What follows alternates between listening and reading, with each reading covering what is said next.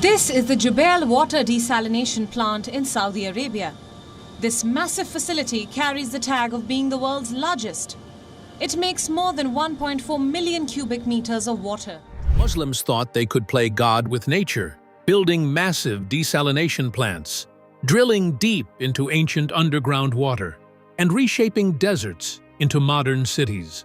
But now, signs are appearing that nature may be pushing back in unexpected ways, from rising environmental stress to shrinking natural reserves.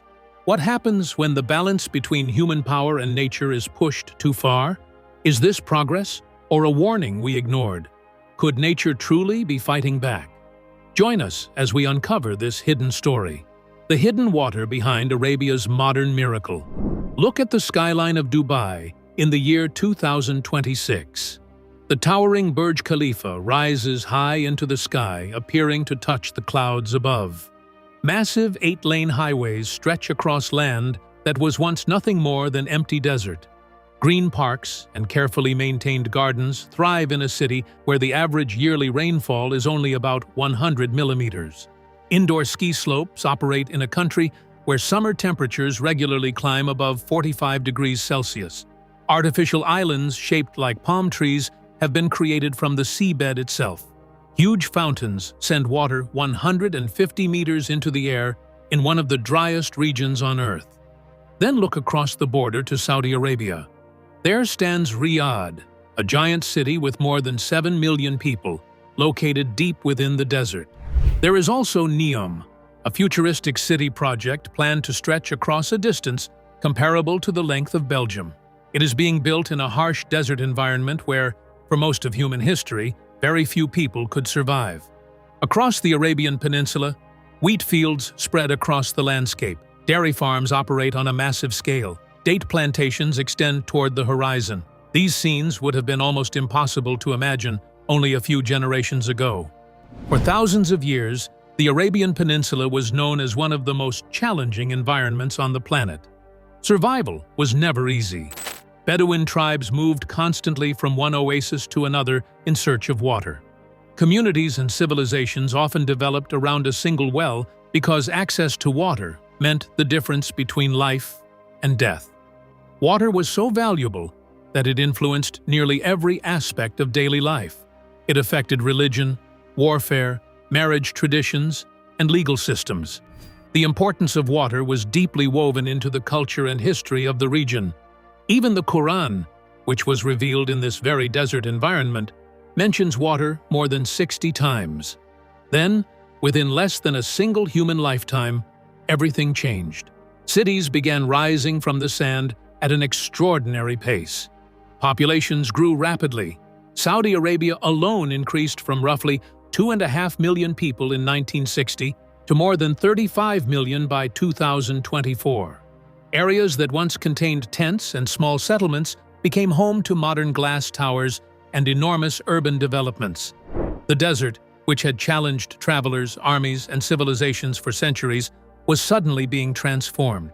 Green landscapes appeared where there had once been barren ground. Roads, airports, shopping centers, hotels, and residential districts expanded across the region. To much of the world, this transformation seemed almost miraculous. It appeared to be proof that human innovation, engineering, and wealth could overcome even the most difficult natural conditions. To the leaders and planners behind these projects, it often seemed like evidence that nature itself could be controlled with enough resources and determination. Yet there was a part of the story that received far less attention. There was a critical detail that many people outside the region did not fully understand. Even many citizens living in these countries were not completely aware of it. The water supporting this enormous transformation was coming from a source that could never fully replenish itself. As more people began learning about the reality behind the water supply, the story started to look different.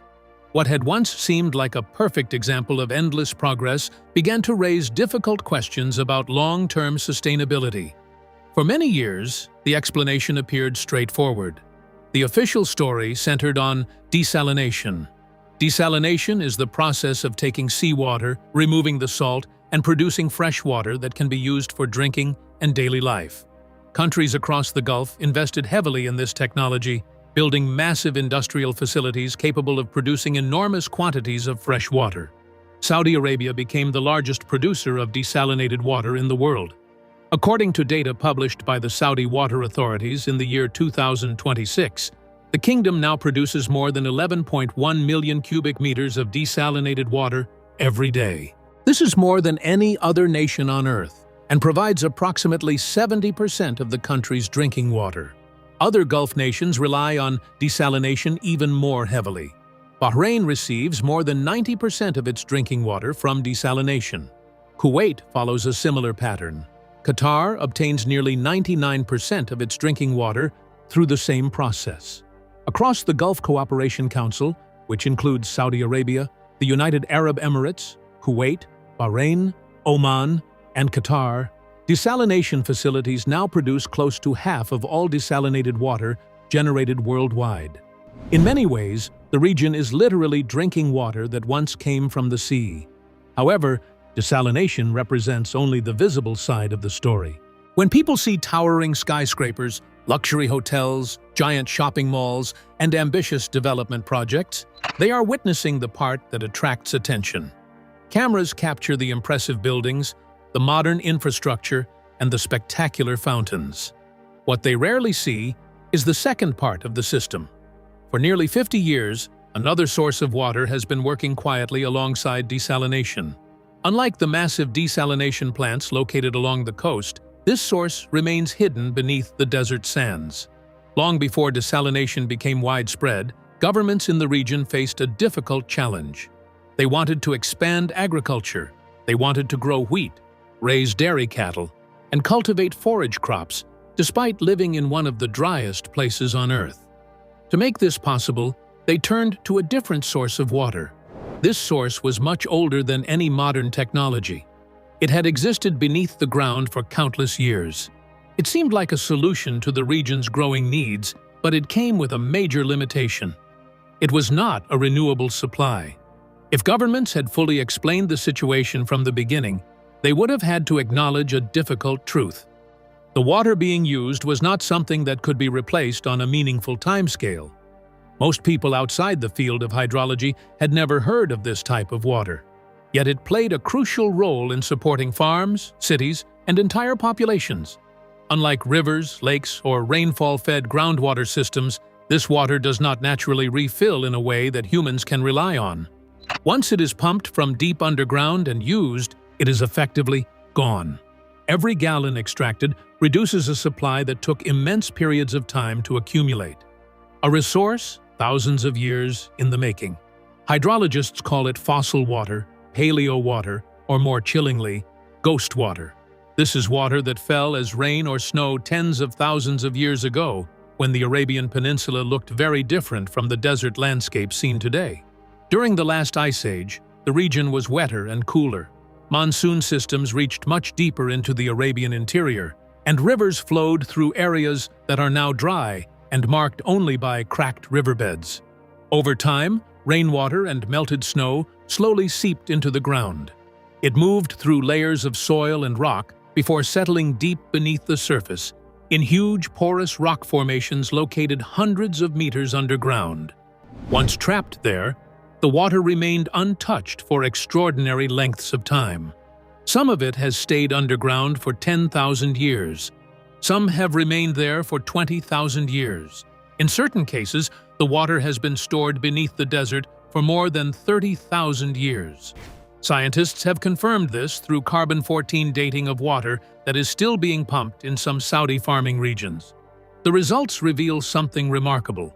The water filling Saudi cattle troughs in 2025 is, in some cases, older than recorded human civilization itself. This water was already ancient before the construction of the pyramids. It was already ancient before the invention of the wheel. It was already ancient before the first writing systems appeared in nearby Mesopotamia.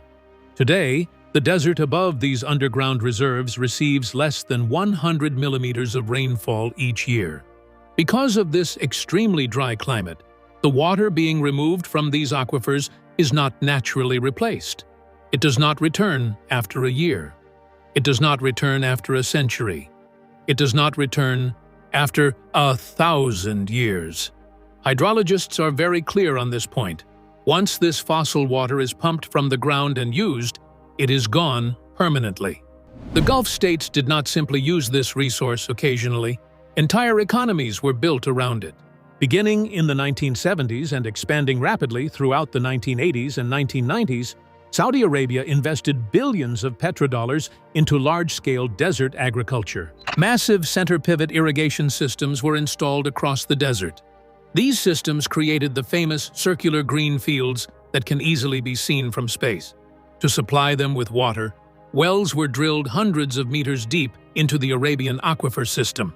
This enormous underground water system stretches beneath several countries, including Saudi Arabia, Yemen, Oman, the United Arab Emirates, Qatar, Kuwait, Bahrain, Iraq, and Jordan. Years later, NASA's GRACE satellite mission confirmed what many scientists had already expected. The Arabian aquifer system is the most overstressed aquifer system on Earth.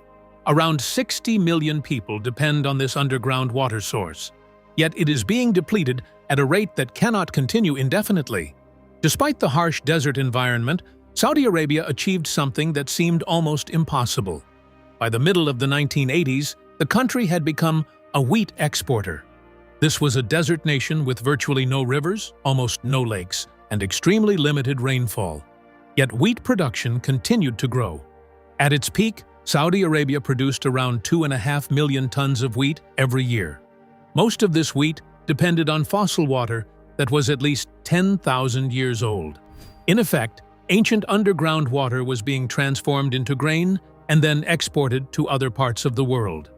Estimates published by National Geographic and supported by a 2004 study from the School of Oriental and African Studies in London suggest that when intensive modern farming began, approximately 500 cubic kilometers of water existed beneath the Saudi desert.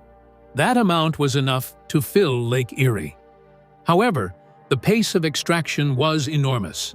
By 2008, an estimated 400 of those 500 cubic kilometers had already been removed. More recent estimates indicate that roughly 80% of Saudi Arabia's fossil water reserves have now been pumped to the surface and used. 80%. Within a single human lifetime, vast quantities of water that had taken tens of thousands of years for nature to store were consumed. An important question follows. Why were warning signs not recognized earlier? The answer lies in the nature of fossil aquifer depletion. Unlike many environmental crises, the decline of an underground water reserve is not dramatic or immediately visible. It does not create floods. It does not destroy roads. It does not produce obvious signs that attract public attention. Instead, it unfolds slowly and silently, hundreds of meters beneath the ground, far from public view. For many years, there appeared to be no immediate problem. Wells continued producing water. Farms continued growing crops. Cities continued expanding. Oil revenues continued flowing. At the same time, governments invested billions of dollars in large desalination facilities along the coast. From the surface, everything seemed secure. The entire system appeared capable of supporting continued growth. Yet beneath the desert, a different reality was developing. The underground water table was steadily falling. In regions such as Wadi ad-Dawasir in Saudi Arabia, NASA satellite observations and United Nations reports documented dramatic declines in groundwater levels. Since the 1980s, water tables in some areas have dropped by as much as 6 meters every year.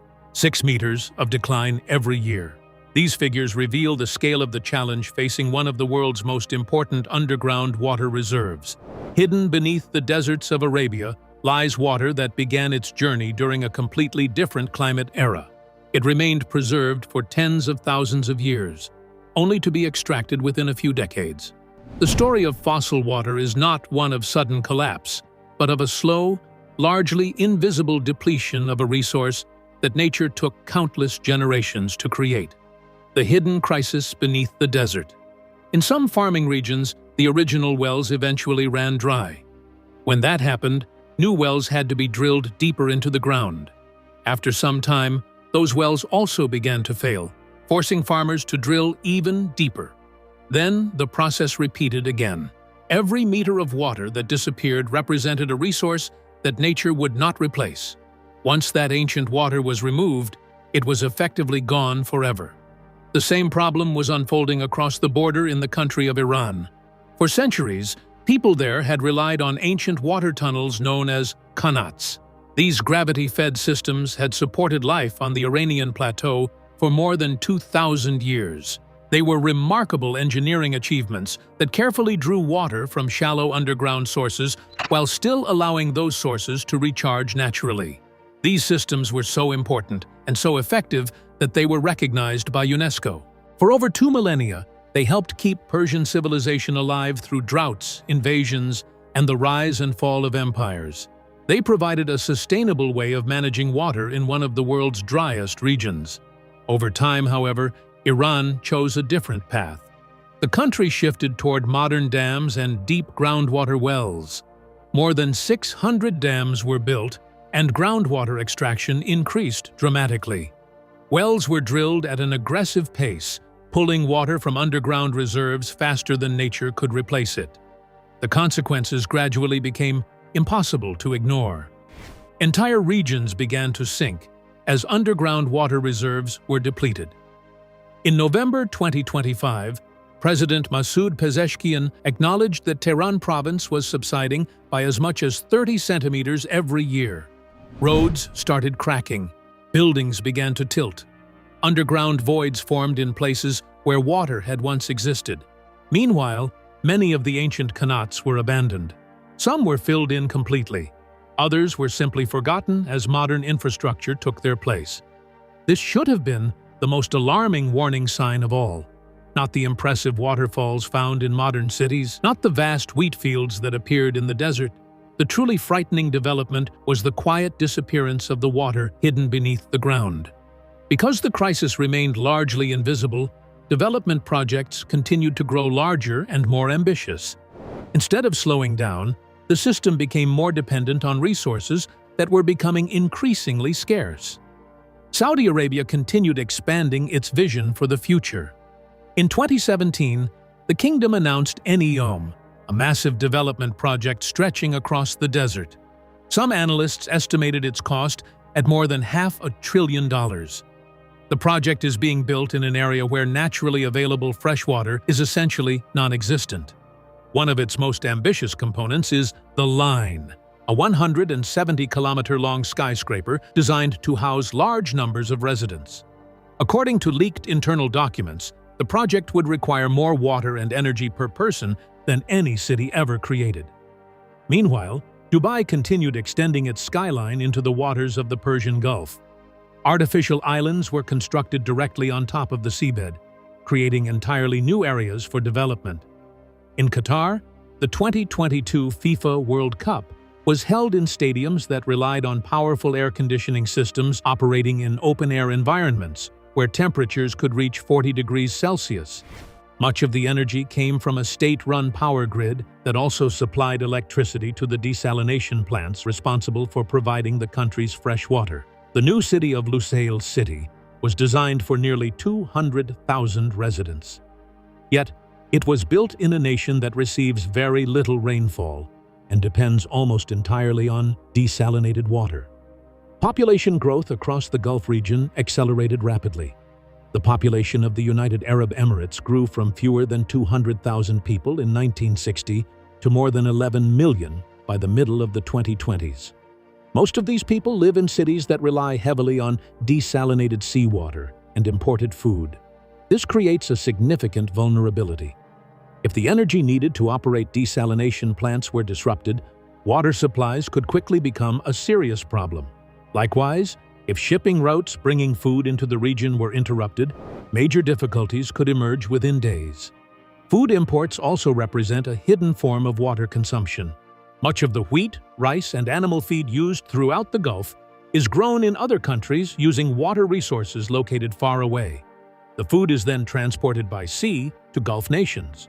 After Saudi Arabia ended its domestic wheat program in 2016, the kingdom began leasing large areas of farmland in parts of Africa and South Asia.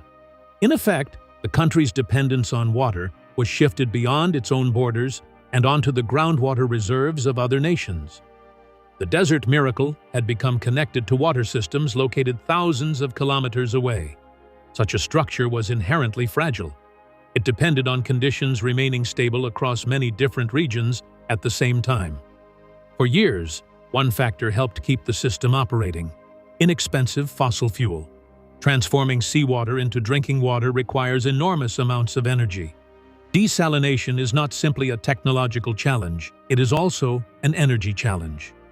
According to research from the French Institute of International Relations and findings confirmed by the Atlantic Council in 2025, Saudi Arabia burns roughly 300,000 barrels of oil every day to power its desalination facilities. The kingdom's electricity consumption for desalination has tripled since 2005. Today, the amount of power required is equivalent to the annual output of a major nuclear power station. That means an entire nuclear plant's worth of electricity is needed every year simply to keep water flowing from household taps. This is the underlying reality behind many of the Gulf's modern achievements. Oil generates wealth. That wealth pays for desalination. Desalination supplies the water that allows cities to exist and grow in some of the driest environments on Earth. Each part depends on the others. Remove one piece and the entire structure becomes unstable. At the same time, around 80% of the ancient fossil water beneath the desert has already been depleted. As those reserves continue shrinking, the pressure on desalination and imported resources becomes even greater. Climate change tightens its grip on the Gulf.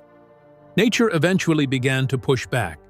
While the Gulf states were busy drawing down their underground water reserves and expanding their coastal desalination plants, the climate above them was changing. Unfortunately, those changes were not working in their favor.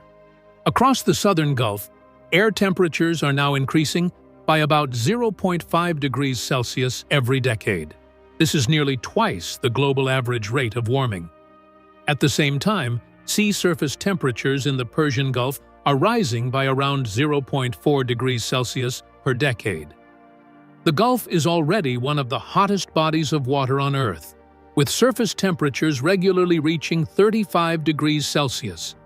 The effects of this warming are becoming increasingly visible. Coral reefs that survived for thousands of years have suffered repeated bleaching events since the late 1990s. Many of these reefs have died after enduring wave after wave of extreme heat. Farther inland, the situation is equally troubling. According to the World Weather Attribution Analysis published in November 2025, the entire Fertile Crescent, the region through which the Tigris and Euphrates rivers flow, is experiencing a 5-year drought. Researchers found that human-driven climate change has significantly worsened this crisis. Iraq, often called the land between the rivers, recorded its driest year since 1933 in 2025. During that year alone, water levels in the Tigris and Euphrates fell by as much as 27%. Iraqi water reserves also dropped dramatically, falling from about 18 billion cubic meters to roughly 10 billion cubic meters within just 12 months. The famous Mesopotamian marshes, recognized as a UNESCO World Heritage Site in 2016, have also suffered severe damage. Their size has shrunk to only 7 to 10% of what they once were. Figures cited by Iraqi President Abdul Latif Rashid in June 2025 showed that buffalo carcasses were scattered across cracked mudflats where thriving reed beds once existed. The crisis became so severe that Iraq's water minister announced during the summer of 2025 that September wheat planting would be suspended entirely because there was simply not enough water available. Across the border in Syria, conditions were even worse. Research published by World Weather Attribution in November 2025 found that rainfall in some parts of the country had fallen by nearly 70%. Around 3/4 of Syria's rain-fed farmland was severely damaged. The wheat shortage alone was estimated at 2.73 million tons. For thousands of years, this region had supported great civilizations and empires. Yet within only half a decade, large parts of it were becoming unsuitable for agriculture. Iran was facing its own growing emergency. On November 2025, Iranian President Masoud Pezeshkian gave an extraordinary warning. He stated that if rainfall did not arrive in Tehran by December, the city, home to around 15 million people, might have to be evacuated. The 5 main reservoirs supplying Tehran had fallen to about 11% of their capacity. The Latian Dam, one of the city's most important water sources, had dropped below 10%. In Mashhad, Iran's second-largest city, reservoirs were operating at roughly 3% capacity, while one dam was reportedly completely empty. Years of discussions about relocating Iran's capital to the southern coastal region of Makran gained renewed attention as desert conditions continued to spread. Looking across the Gulf region as a whole, a clear pattern emerges. Much of the fossil water beneath the desert has already been depleted. The rivers that support much of the inland Middle East are reaching historic lows. Meanwhile, the Persian Gulf itself, the very source of water for desalination plants, is becoming hotter and saltier each year. This increase in salinity is driven partly by climate change and partly by the concentrated brine discharged back into the sea by desalination facilities. According to recent research cited by the Arab Center in Washington, Gulf waters are now believed to be about 25% saltier than normal seawater. As salinity rises, desalination plants must use more energy to produce each cubic meter of fresh water. The system that was designed to reduce dependence on nature has instead created a new and even stronger dependence. If cheap energy becomes unavailable, desalination quickly becomes too expensive. If brine continues to increase salinity levels, producing fresh water becomes more difficult. If temperatures continue rising, demand for water will grow at the very moment the Gulf's ability to supply it begins to weaken. The challenge facing the region is no longer just about finding water. It is about maintaining a system that is becoming harder, more expensive, and more fragile with every passing year. The Gulf water crisis and the hidden warning that became reality. In the early part of 2026 came a warning that turned theory into reality. When the war between Iran on one side and the United States and Israel on the other spread across the Gulf in late February and early March of 2026, the conflict quickly reached the one type of infrastructure that had long been avoided in discussions. On March 7th of 2026, Iran's foreign minister accused the United States of striking a freshwater desalination plant on Keshem Island, cutting off water supply to around 30 villages. The very next day, Bahrain reported that an Iranian drone had damaged one of its desalination plants. Soon after, Kuwait and the UAE also reported similar damage.